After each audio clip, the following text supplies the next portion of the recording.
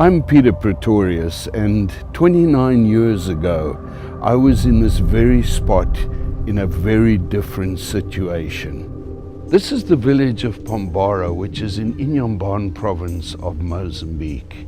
In 1984, this was a distribution center. People came in from the whole area around. In fact, some of them walking for well over 150 kilometers to get here in various stages of starvation.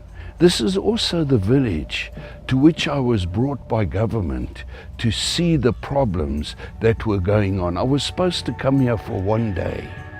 And when the aircraft left in the morning, he said he had to go and refuel somewhere, and he'd be back at 5 o'clock, and I needed to be at the airport at exactly 5 o'clock. I was pleased to go back at 5. I had such a traumatic day. Even in that first half day I was here, more than 18 people starved to death. I never seen anybody starve to death. I never seen people in this kind of condition. I mean, it struck me to the very depth of my heart what these people were struggling with. And yet I was pleased to be thinking I'm leaving. And I got to the airport and there was no airplane arrived.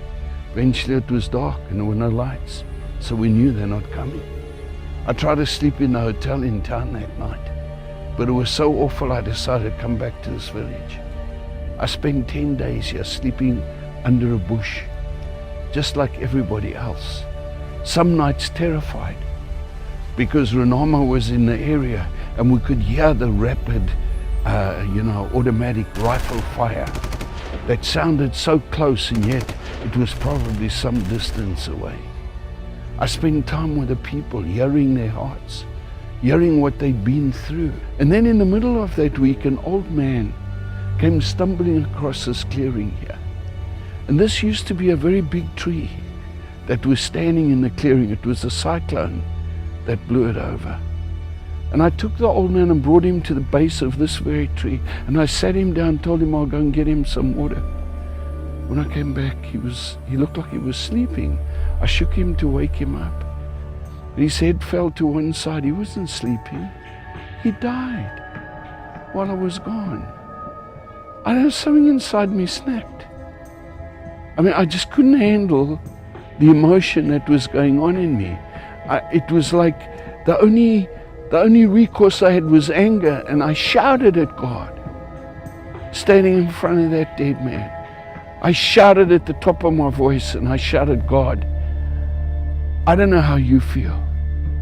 I only know how I feel, and my heart is broken. I don't know if this is your will. Is it your will that people die like this? And I so distinctly heard in my heart